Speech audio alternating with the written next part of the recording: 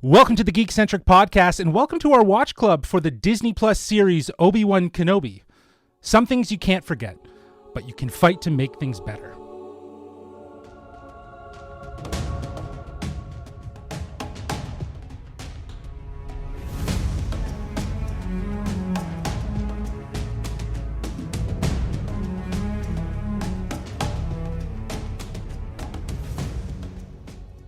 Hello, I'm JLaw, but you can call me Justin, and this is our watch club for Obi-Wan Kenobi, Episode 5, Part 5.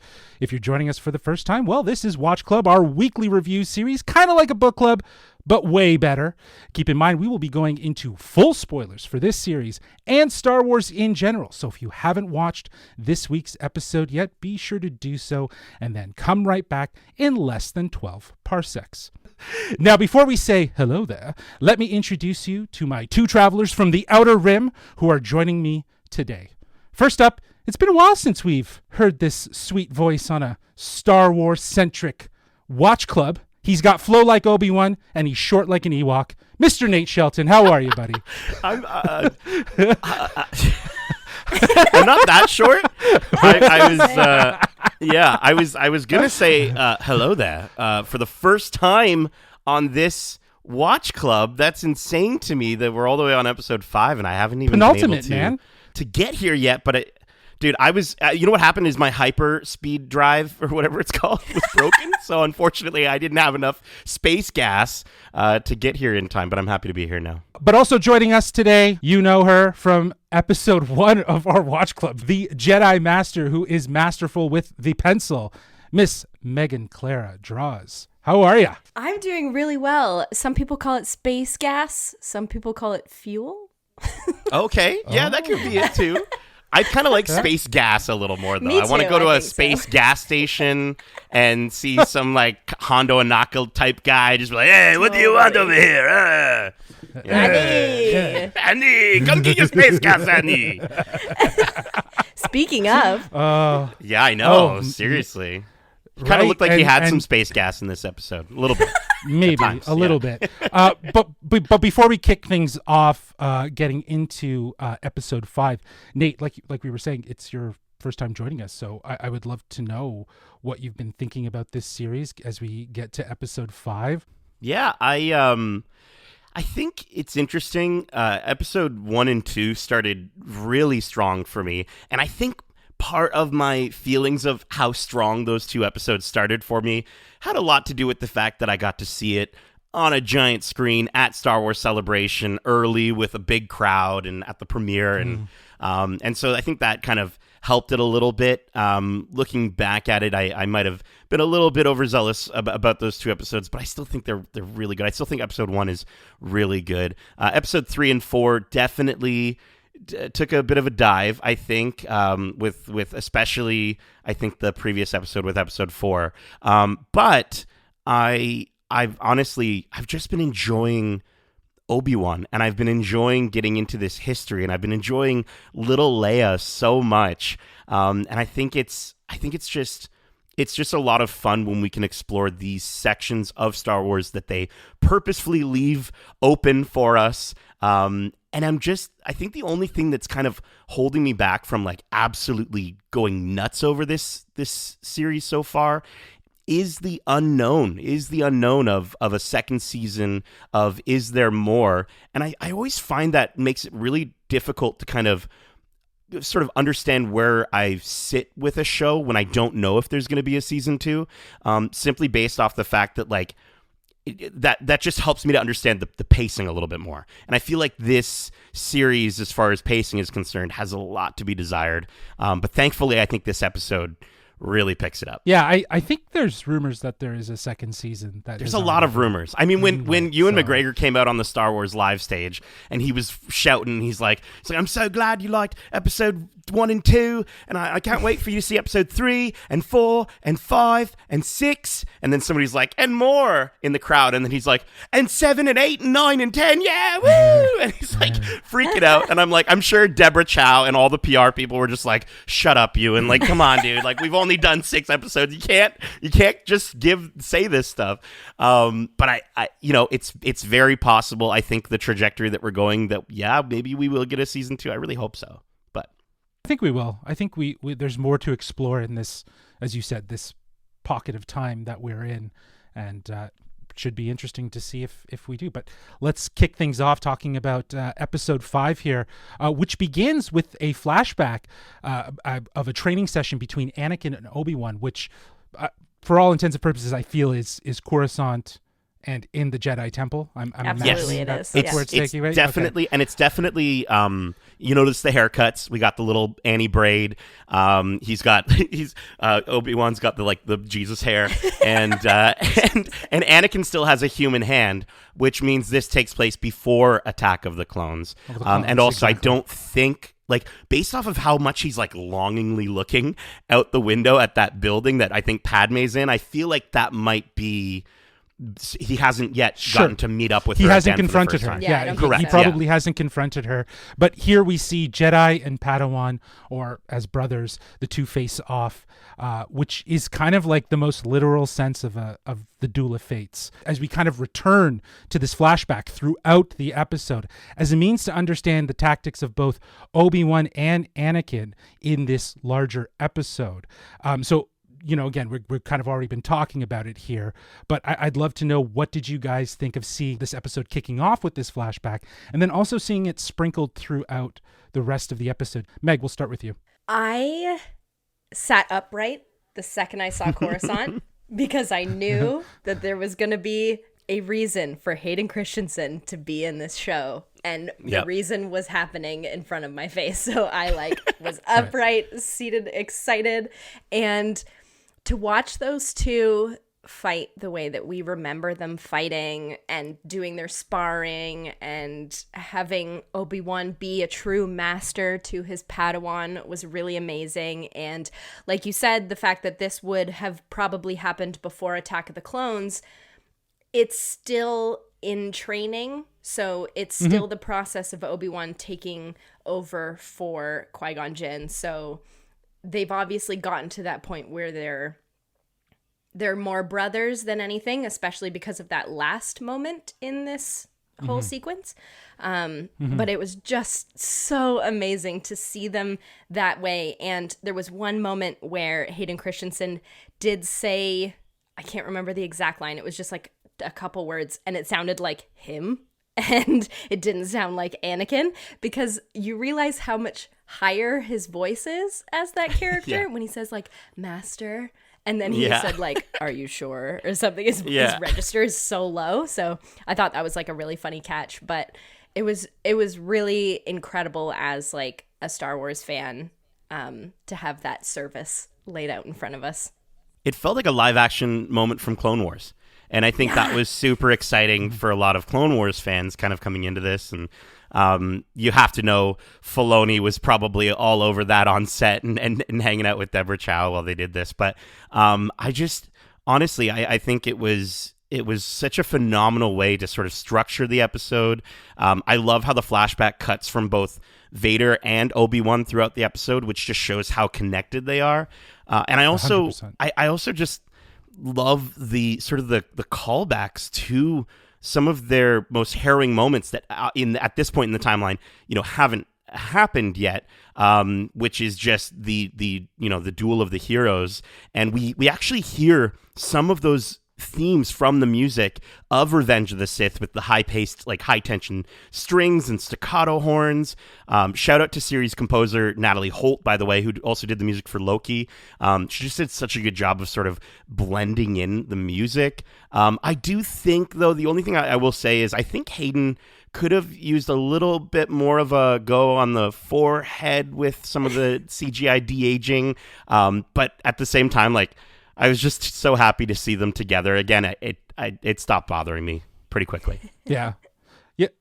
I think Yeah, this is definitely a moment that took place before Clone Wars, before I think Anakin meet Padme, so many years later. Again, I think it was really smart for them, as you were saying, Nate, to kind of sprinkle it throughout the episode as sort of a reminder of the difference between these two in terms of a strategy, and helping to kind of cement that throughout the episode to really understand their strategy in the present time, and how Vader or Anakin is always out to best the next person and see victory. And that kind of gets the best of him in this episode as it sort of unravels to a certain degree. But also just the idea of seeing Obi-Wan at the top of his game, and in terms of how he was able to still get around Anakin in these flashback sequences without a saber at one point, right? To just, use almost his own arrogance against him in that moment to get the upper hand, which is very much kind of what we would see in Revenge of the Sith when he tries to take the higher ground from Obi-Wan and he fails horribly. And I love that, even in this moment in as Vader, he still hasn't learned his lesson, right? Like, I love how it mirrors the fact that, like, the lesson that Obi-Wan is teaching him there, he still hasn't learned it by the time we get to the end of this episode. And it just shows his hubris, his anger, and again, what Obi-Wan says, like how it blinds him, how he always just needs to win. And I just love that, because it's such a core competency for the character of Anakin, later Anakin, and then Vader. Yeah, and I also just love the highlight of their saber fighting skills. They're just the same always. Like you said, Obi-Wan is really agile. He knows how to move, and yeah, he knows how to like anticipate his opponent's next move, where Anakin's very much like hacky slashy, I just want to beat you. So it's always been that way, and it will always be that way, and it's cool to see that represented there. And I love that we got a little back twirl just like Anakin did in episode 2, but also like the speaking of the hacking moment, like the moment where Obi-Wan's down on the ground and you see Anakin hacking away at him, it's just crazy to also then how that mirrors Luke in Return of the Jedi when he's against Vader himself on the ground. It's just kind of it's crazy to sort of see that it's like a familial sort of fighting style that comes through, I guess, through the genes. Or I don't know if Vader wears jeans, but you know what I mean. Well, I guess the argument was that because a lot of people were saying in The Force Awakens with Rey and the way she was fighting that it was very similar to Darth Sidious or the Emperor and the way he fought in Revenge of the Sith, which again ends up she is his granddaughter, so it makes sense. Gross. So no, she's it not. might be She's whoever she wants to be. I don't care. We're gonna pretend that never happened. Yeah.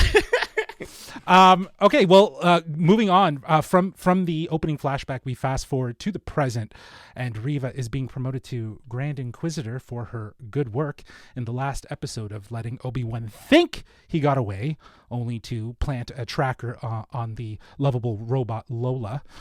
Obi-Wan and the others are now heading to Jabiim, where they touch down and begin to make plans to evacuate. There's a slew of people there. We see Roken. We also see Haja Estra, who we saw in episode 2. All of these people are just desperate to get off of this planet as they fear the Empire is closing in on them. While they all scramble around trying to find a way to outrun the Empire, the bugged Lola manages to open a large vent leading to a set of controls. Sorry to interrupt. How does she open the vent and then close the door behind her? She has no arms. So, is it magnets? Like, did she use magnets like Kamal does? Maybe that's a very good point.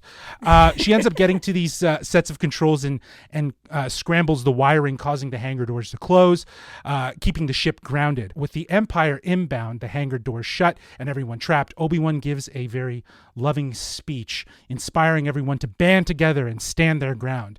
He tells Roken he has an hour to fix the electrics before they are all done. With no luck at overriding the system, the only way they can actually access the hangar door hardware is through a small vent. Enter Princess Leia, who voluntells everyone that she needs a ladder and that she is going up to that vent to save the day. So we'll stop right here. Okay, so you already brought it up. I thought it was a little weird that Lola was kind of just like moving around as if she had like extra limbs. What do you think of this whole seeing Obi-Wan in this moment kind of try to speak to this resistance, this small resistance force, to kind of inspire them. It's kind of like a very nice sort of foreshadow. I don't know. What did you guys think of that moment? I just have to say, I did think his line delivery right off the bat wasn't that like everyone, like if he said it so robotic for some reason in that moment. But you know what? I think it's cool to see Obi-Wan taking charge in the moment, and I also have to say, like, leave it up to little Leia to oh no, we're not there yet, right? Where she crawls in the vent. No, we haven't gotten. I already there said. Yeah. Oh yeah, you did. Right? I said it. Leave it up to little Leia to go into a ventilation shaft. Like, thankfully, she didn't end up in a garbage chute. But you know, she's always going into little garbage shafts or whatever, little holes. So obviously, this was her first time, and so she absolutely, you know, was super cute and get me a ladder, and I thought that was kind of nice as well. She's taking charge like she always does. Yeah, I think it was kind of cool that they, again, as I'm a huge Leia fan, not a huge fan of children in TV shows and movies, but I'm glad they gave her a storyline to like occupy her time during a huge battle sequence, because I think it maybe would have been a little difficult to deal with her throughout all of that. So it's good that they gave her something to do and something to focus on and a way to find Lola. I do want to know, I don't know if this is me reaching too far, but when they arrive and come out the door and show that, like, we got Leia, everything's fine, is Cal Kestis in that group of people? Am I reaching?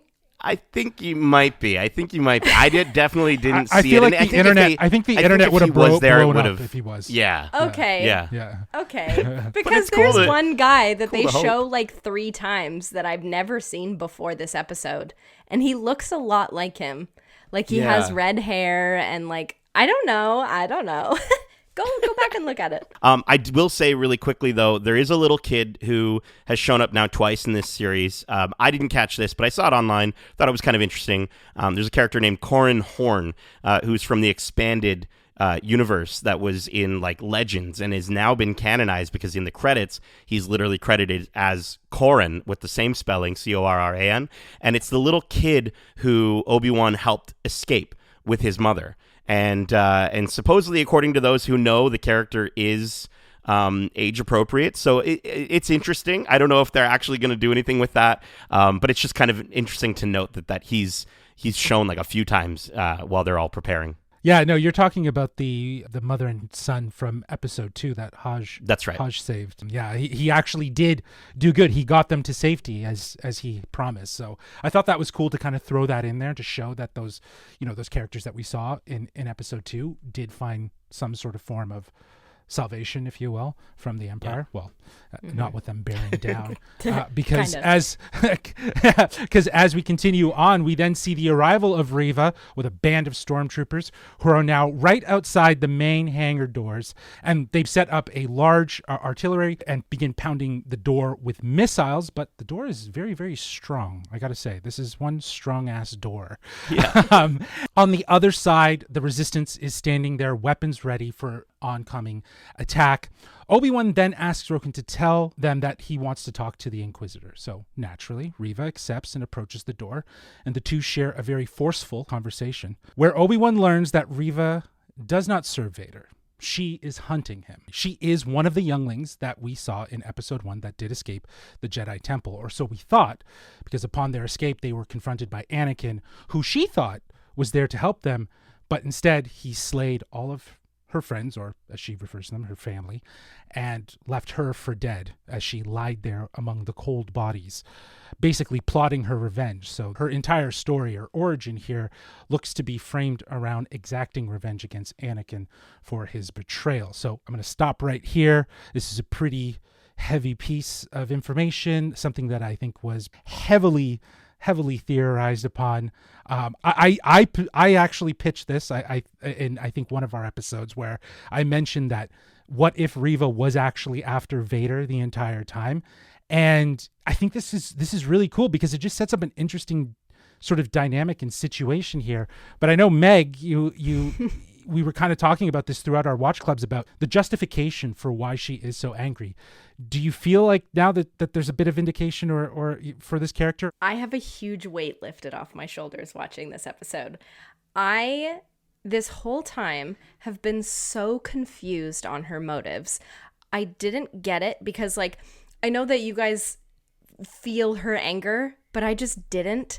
Like, every time she talked about Obi-Wan, I was like, you don't seem like you hate him that much. And I feel like you should. So I don't know why I didn't get it. And I get it now. It finally makes so much sense. I really actually want to go back and watch the first 4 episodes to see if you can feel that sense of, like, awareness of all she wants to do with Obi-Wan is just use him.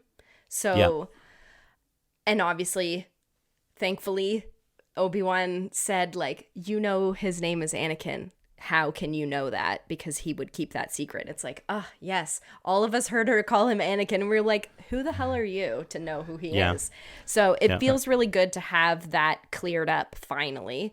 And I think this moment between the two of them was really incredible because she actually showed a sense of weakness. And for me personally, vulnerability. Sorry, that's the better word for it. I think these are her best moments, and I really hope to see more of them. I hope so as well. I think, like, I've been a fan of Reva for the longest time, and I had a lot of people were saying she was a youngling. She was that youngling that we see, and she was that youngling that we literally see, or teenling. I think they're still youngling. They still look pretty young. They're young. Did you notice one of the kids in the flashback that we see that gets cut down is the same one that we saw frozen in stasis, which means that every time Reva goes to work, she has to pass by that kid that she couldn't save. She goes there. Like, I think that's the main hall. If I was the Inquisitor people, I'd be like, that's our main hall. That's where we show off all our goods, that's our portfolio, if you will. So if people want to come in, but I will say, like you said, Meg, the moment between her and Obi-Wan was probably like one of my favorite moments of her ever in this series, and I found it interesting to see Obi-Wan taken aback when Reva says, do you really want Anakin dead? Do you really want the same thing I want? Because I think in that moment, he knows he wants Vader dead, but not Anakin. And this might be one of the first times where he's sort of forced to realize that they are one in the same, and that the death of his enemy means the death of his brother. And it's such it's incredible moment of really just powerful silence from Ewan McGregor in this moment. I was like, oh my gosh, this is so good. And like, that was such a phenomenal, right? And it's just like, that's him recognizing that. And it's crazy to sort of see him have to like break through that in his mind. And it's so good. For sure. So good. For sure. That's also, on the flip side, that is what Luke is fighting for in the original films is the belief that they are two separate, whereas here Obi-Wan has to accept that they are one and the same. Yeah. Wow, cool parallel. Yeah, I think this is some of the best acting we've gotten from Moses. I think she's absolutely vulnerable. She's honest. I've enjoyed her acting and her portrayal of Reva throughout this series. I didn't find it too heavy-handed. I just don't think I had the justification to like really understand where it was coming from. And yeah, you're right. Like her sort of sentiments to Obi-Wan didn't seem as much of like a hate as much of like, I need him so I can advance, which was, I think, the biggest reason why I was like, maybe she's just after him to get closer to Vader. And sure enough, that seems to be the case here as she makes it clear. Yeah, some fantastic acting that I think really does show that she's, again, throughout this episode, this series, she's very committed to the character that she's playing. Oh, yeah. And in this moment, we get the origin and the answers as to what her motives are. So yes, we've just justified this character that much more. Let's just say that whole moment was very revelatory. Which moment are you talking about? Oh, you're talking about the conversation? Yes, Yeah, it was very revelatory. revelatory. Sure. Okay, go ahead, Justin. Sorry, go ahead. In this moment, Obi-Wan is encouraging Reva to work with him and try to stop Vader, but she is having none of that. With her spinning lightsaber, she breaks into the hangar bay door, slicing it open. The doors open, the stormtroopers approach, and both sides begin to face off. As the two face off, the stormtroopers advance forward. Obi-Wan does his best to hold them back, and Tala takes a blast to the stomach in fighting off these stormtroopers. We then see Ned B, who tries to protect her, but no good. Obi-Wan is forced to watch as Tala sacrifices herself, blowing up the tunnel with a thermal detonator. So we'll just take a pause here for a second. We got the death of Tala. We were kind of talking about it offline. I do wish that Leia had seen this, only just to give her character a little bit more, like just that inspiration, because it feels like her purpose and the mentality around having her in this story is to kind of be the inspiration of hope, because there's this theme that seems to run through this series about like hope kind of dying but maybe kind of coming back, and we're seeing glimpses of both. And she so far she hasn't really gotten to see, at least from what we've seen, those moments. She hasn't really gotten to see any fighting at all, and so I think she needs to see that. And I know it sounds a little harsh because she's a little girl, but I think she needs to get that. I love that. I think that's absolutely true, Justin. Can we just pour one out for Ned B? A little moment of silence for this.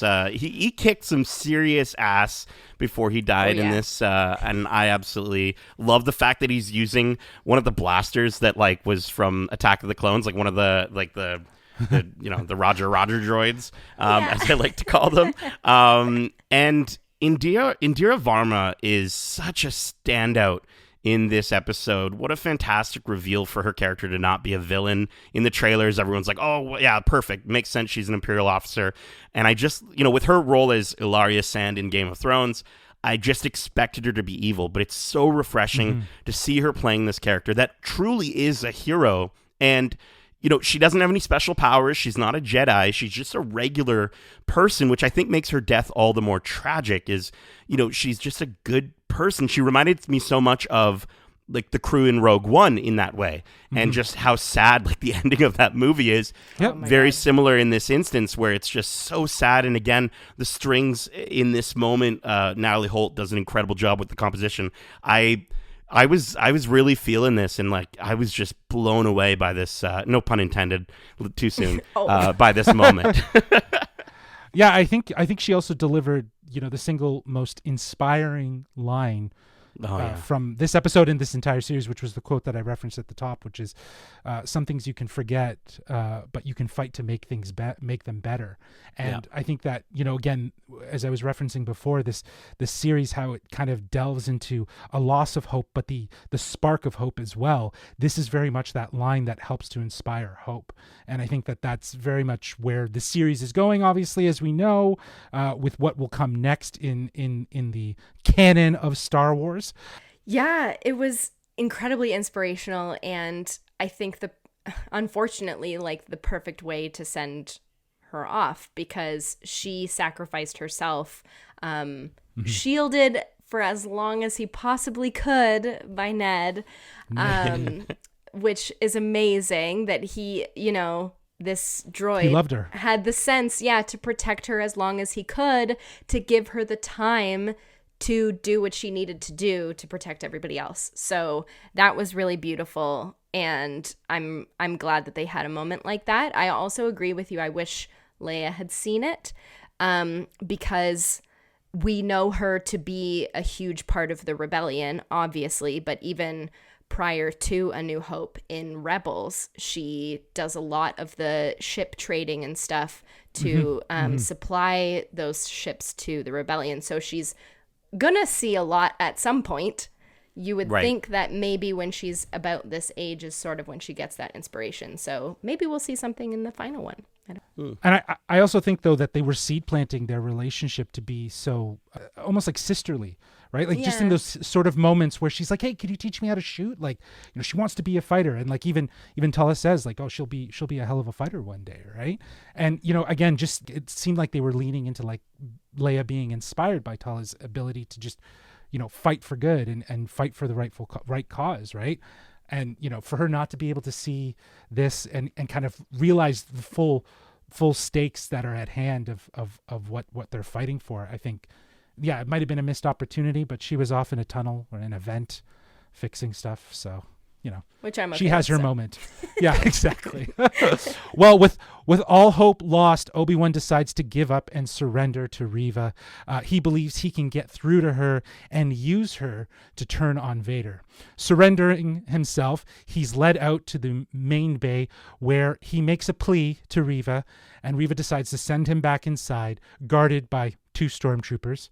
And as they guide him back to the hangar, Obi-Wan, of course, escapes because 2 stormtroopers, that's like easy peasy for him. But just as this happens, Vader touches down and immediately heads to the hangar bay.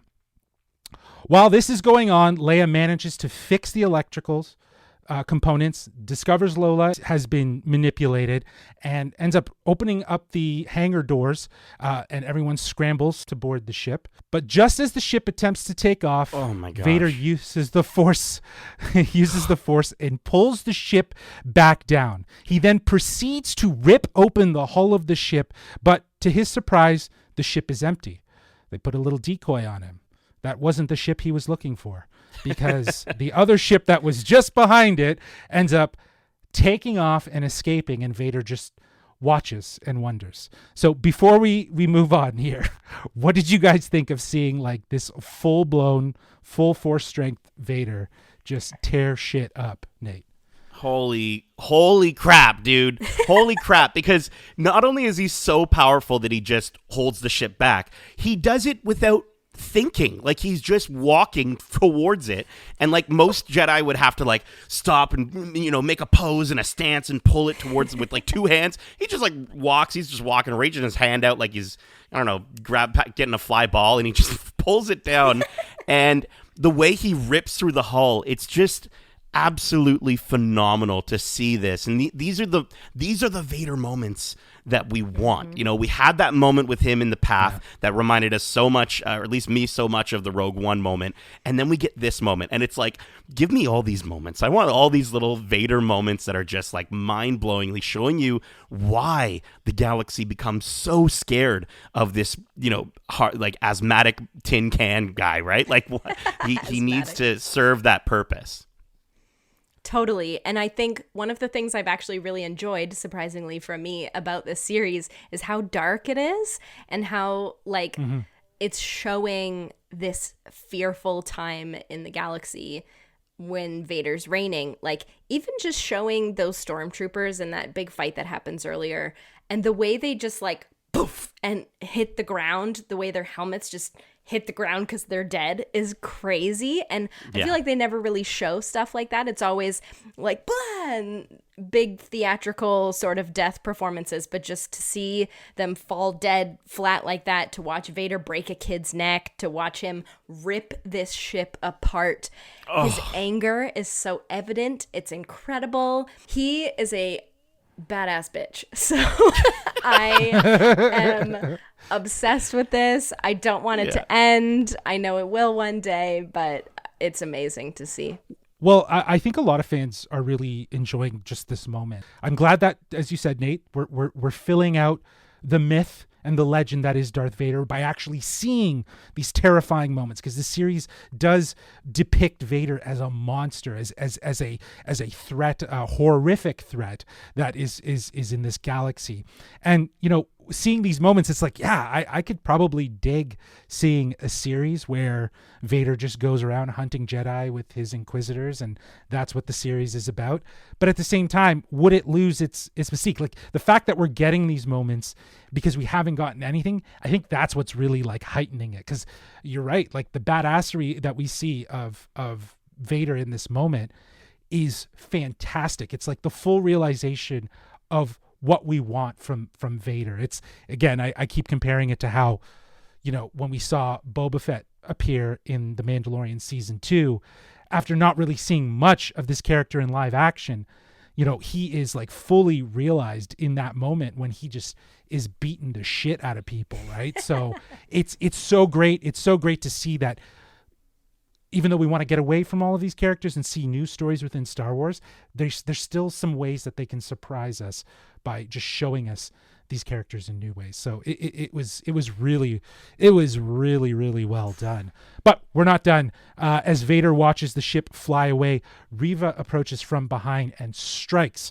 But Vader suspected her deception and uses his force powers to stop her. They have a bit of a Neo versus Morpheus fight where Vader is just using the Force and stopping and blocking and moving Reva around while she tries to best him with her saber. He barely breaks a sweat and ends up breaking her twirly saber into two, giving her one only to defeat her and take it back. He eventually does best her and then proceeds to stab Reva through the stomach, which is really well done because it's kind of juxtaposed with the moments in the Jedi Temple with the moments that are happening in the present. So flashback that we were seeing of Anakin and Obi-Wan, them living in the past, she's also living in the past. She's also living in that memory.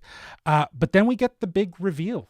As she lies there on the ground, the Grand Inquisitor arrives and walks in and makes some sort of comment about how revenge kept him alive for this moment. So he can see her and basically continues to say that she is of no further use and that she will be left for dead in the gutter.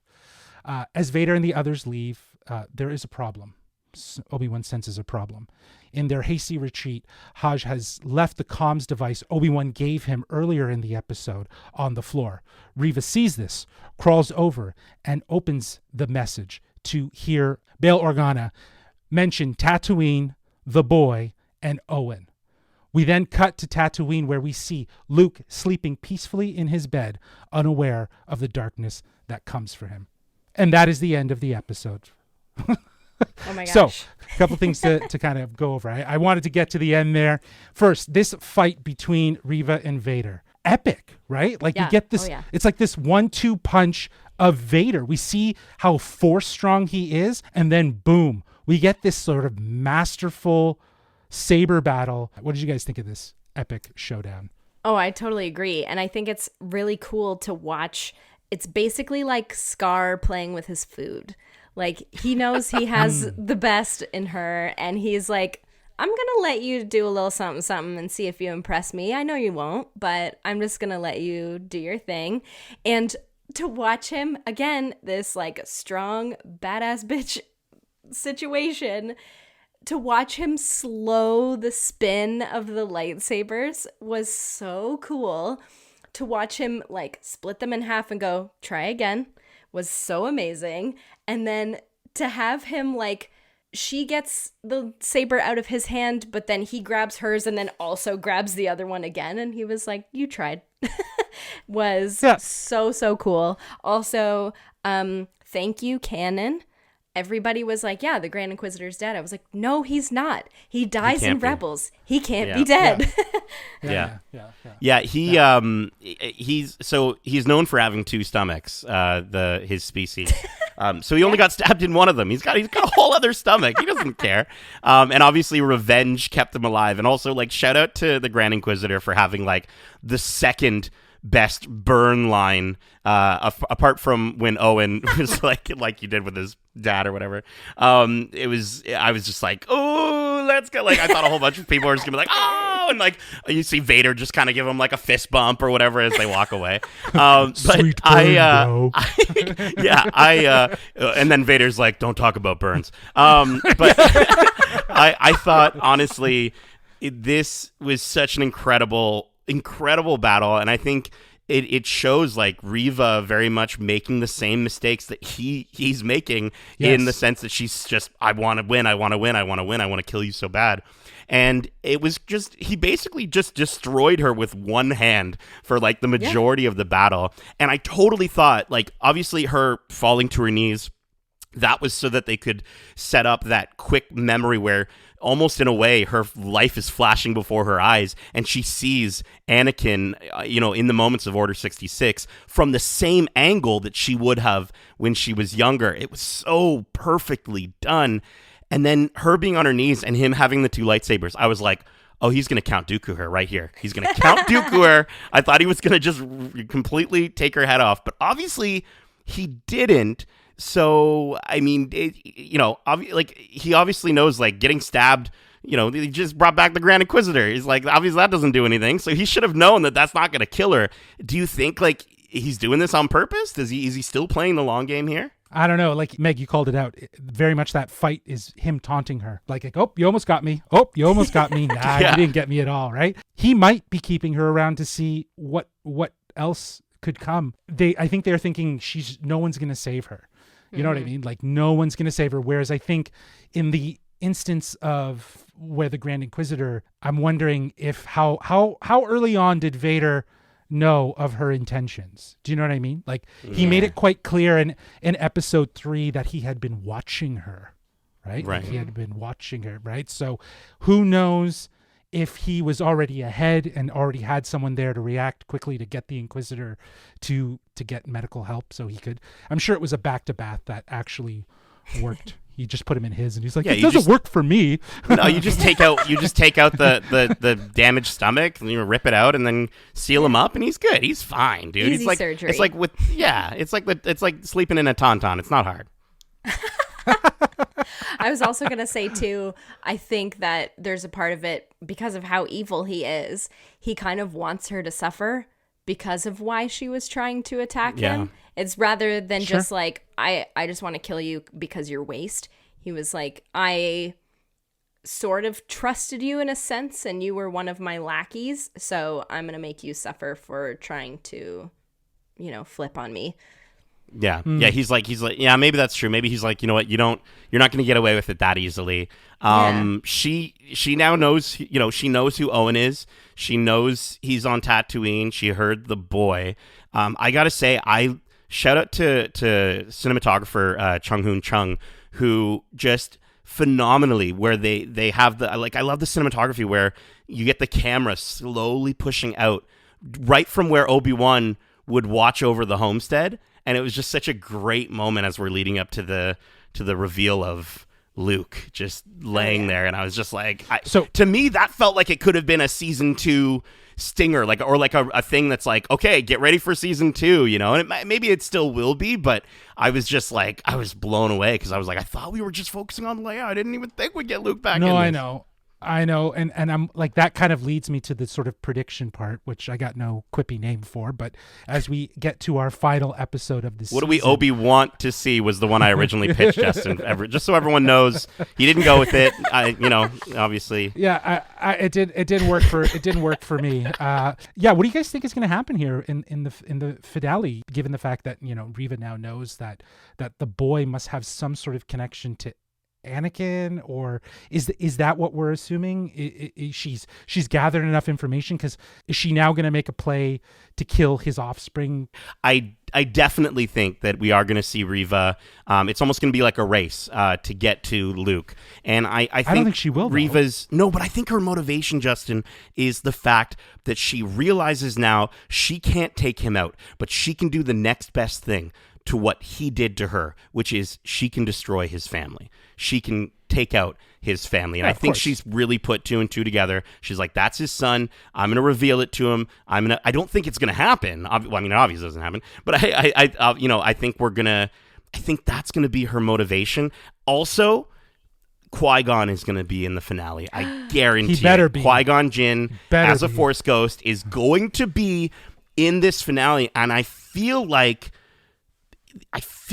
there's going to be some sort of situation that shows even more so, because of Qui-Gon, how, like, it shows Vader or shows Anakin how much of a Padawan he really is still, because of how much he doesn't understand about the Force. And I think the fact that Obi-Wan will have Qui-Gon, either by his side or with him, or there's just some sense that Anakin has, I think it's going to be the what causes Vader's downfall in this moment. And I also think it's going to be the catalyst leading into a season 2. I think that's my theory that I really stand by. And then I have a crazy theory, but I don't know if you want to hear about that. I'm all for the crazy. Do you want a crazy theory? I think let's get crazy. If Reva survives this season, which I don't think she will. But if she does, my crazy theory is that Reva will find another Jedi who will either try to or eventually pull her from the dark side. Someone who the Inquisitors will come into contact with. And I think that would be Serjunda from Jedi Fallen Order, because I want Cal Kestis in live action so bad. And Megan, when you said it, I was like, oh, I'm almost there. I really want to see that. And I think Serjunda would be a phenomenal pairing just with how much she deals with the Inquisitors in Fallen Order. I think it would be a perfect way to bring her in. I mean, listen, we've had deeper cut cameos with Tara Sanub being frozen in stasis in the last episode. So, like, you know what? We can I hate it when people are like, oh, that would never happen because it's in a video game that not as many people play. No, shut up. All the Star Wars is going to be thrown in our faces in these live action series, and I guarantee at some point we'll get to see that crew in live action. Maybe it'll be in this show. I don't know. I think if it's going to happen, it's going to be a cameo, small role. I don't know if it's going to be a full-fledged series. I think it's to establish the fact that the game does have relevancy to the canon. You bring this character in for whatever series. It could be an Andor, maybe an Obi-Wan season 2. You see him, but to bring him in would at least cement the idea that the video game Jedi Fallen Order does matter in the story of Star Wars, which I think, as fans of the game, I loved the game. I thought it was really great. It did feel very connected to the existing canon. But yeah, I'm wondering too, like, is Reva gonna end up out of this series alive, or is she gonna be turned? Is she gonna be, is Obi-Wan gonna get through to her? I don't know. I do feel like she could die, because clearly by the time Luke is in A New Hope, he doesn't know anything. You know what I mean? Like, when we see Luke, like, he doesn't, like, he knows about Jedis, he knows about them, but it's very much the same as how Rey knew about Luke, and that was like a myth. It's like, legends. It's he's never seen a lightsaber before, right? So it makes sense that he won't. So this won't even touch him, I guess. Yeah. So this'll be a chase. I think you're right, but I'm wondering how Vader's gonna fit into this, because it kind of makes sense to kill Reva in this episode. Her story's done, right? And now Vader and Obi-Wan are the only two left for this finale, because we should be getting another duel, and hopefully better than what we got in episode 3, with a little bit more of a full-fledged force-wielding Obi-Wan. I want him to take the helmet off. Oh, yeah. Take the helmet off. I want to see your wrinkly, gross skin. I want to see a performance of Hayden. That's what I want. I want to see Hayden as I don't think Vader he can do without that. the helmet. I think he can, dude. I think they totally can. He can't do that, because at the end of Jedi, he says, "I can't take your helmet off. You're gonna die." He's like, "I'm already dead." Like, just no. I think something happened. Even if it's just cracked open. Open, dude. So I'm going to interrupt you, because in Rebels it does crack open when he's fighting Ahsoka. Yeah. So I think something like that, like a piece will break off and he'll see his eye. Something very similar. That to would Rebels. be sick. I would Totally. be like all over that. I would be that would be such a good callback to the animated show. Yeah, well, and you guys talking about like canonizing the game, or like validating the game more so, that all that stuff happened with the animated shows too. I know so many people who are like, well, you don't really have to watch those. I'm like, yes, you do.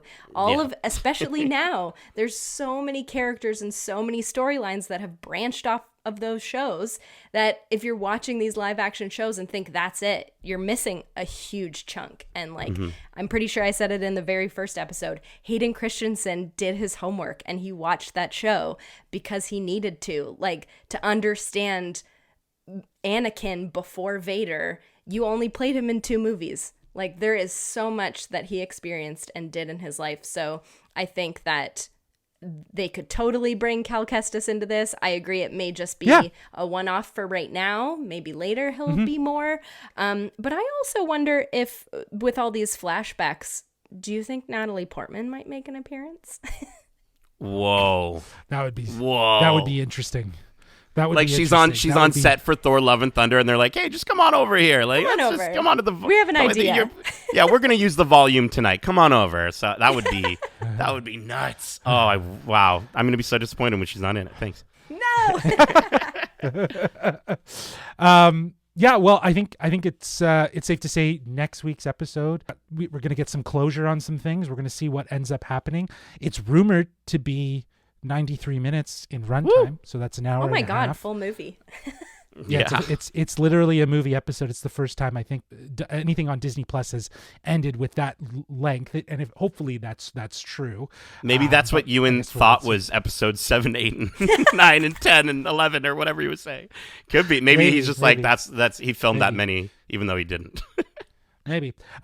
Before we get to obviously talking about the finale, let's give our final thoughts on this episode and our score, which we'll be rating out of 1 to 5 reborn Inquisitors. Nate, why don't you kick us off here, buddy? Yeah, man, I mean, if you can't tell already, I really enjoyed this episode. I think it's up there with episode 1 as my favorite so far. I love the structure of moving it back and forth, centered around a single training session between Anakin and Obi-Wan, who, even as we were saying, by the end of this episode, are still Padawan and Master. And I think that's so smart, the way that they just structured the episode. So cool. The pacing of the episode is great. We get actual stakes with the loss of Tala, with a major character. And we get another incredible Vader moment with him using the Force to pull back that ship and rip it apart. And I really dug it. The more understanding of Reva's backstory, as you said, Megan, getting to lift for a lot of people that didn't quite understand her, really helped them to understand her character, and her backstory was fantastic. And I just think the episode did such a good job of really highlighting and giving every single character of our main characters a moment to shine, even with, Leia sitting in a little hole and removing a restraining bolt. Still, it was a very Leia thing to do. And it really, I think it was cool how they managed to get every single character a moment like that. For me, I think my only criticism of the episode and of the series, and maybe I shouldn't be so critical because we're going to see him in Ahsoka maybe a little bit, so I've heard. But I really wanted more Hayden Christensen, even more than what we got in that flashback. And getting that flashback, I was like, yeah, that's amazing. But I'm like, I need at least 2 scoops of ice cream, not 1. So I really hope we do get more of him acting. I'd love to see him in our current timeline as well, like we were saying, because to bring him back for such a short, albeit awesome moment in this episode, kind of feels like a waste. So I think, though, overall, again, this was one of the best episodes of the show so far. I'm going to give it 4.5 reborn Inquisitors with 2 stomachs.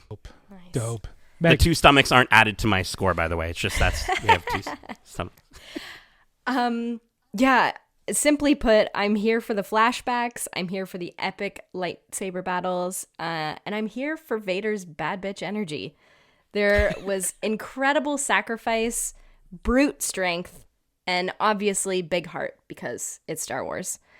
And I finally understand Reva, which makes me really happy. And just all in all, probably the best episode I've seen thus far. And it's setting up a really incredible finale in the most exciting way. And I'm so excited to see what happens and hopefully see a little bit of Luke in this one. So I'm giving it a 4.5 out of 5 reborn Grand Inquisitors, specifically because I don't think I can give the penultimate a 5. Right. Yeah. Yeah, it was pretty hard. I was actually considering giving this one a 5 out of 5, but spoiler alert, I am not. I thoroughly enjoyed this episode. I think, as you said it, I'm here for Star Wars, and this episode gave us some of the best Star Wars moments. Seeing Vader just tear shit up, some epic lightsaber battles, to relive a flashback moment between Obi-Wan and Anakin in the early days of Padawan and Master, as they spar, and using this as an internal dialogue that the characters would sort of have over the course of this entire episode, and bringing it all back in the end when we see Vader face off against Reva, and how, he has, to the point of what you were saying, Nate, he's still learning, but he had the upper hand by getting around Reva's ego, very much like Obi-Wan got around his ego, bested him in that sparring match. The strength of this episode, though, is the focus on Reva, allowing us to finally understand her origins and her motives. While it's clear that she has resentment to Obi-Wan, Vader being the one that she's truly after is very interesting and sets up a new dynamic that I don't think has been entirely explored in Star Wars, sort of this infiltration, but especially this close to Vader. I think that's a really interesting part to be. And again, the face-off at the end that we saw is absolutely dope. So many badassery moments of Vader. I'm here for it. I think again, it gives the myth and the legend so much more life. And I love what this series is doing in terms of really creating a monster out of him, which is what he was kind of pitched as, is like this terrifying threat in the galaxy. And we're seeing that happen in these moments. So 100%, I'm giving this episode as well a 4.5 out of 5 Reborn Inquisitors.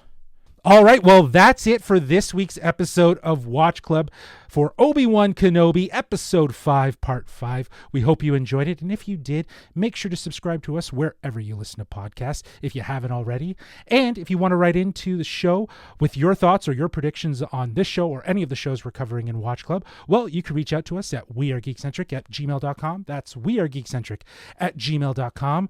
Or if that feels like you're being force-pulled into submission, you can reach out to us on Twitter at GeekcentricYT or on Instagram at We Are Geekcentric. Keep in mind, we also have a ton of other episodes covering the latest and greatest shows and movies out now, including our recent spoiler-free review for Spiderhead, which is hitting Netflix June 17th. We also have our spoiler-free review for Disney and Pixar's Lightyear, which we also have an interview with the Lightyear director Angus MacLean and producer Galen Sussman and composer Michael Giacchino out now for you, which you can enjoy, which was an incredible experience. I know Nate is So still cool. riding that high. I'm blown away, dude. The guy did the music for Lost, okay? Like, come on.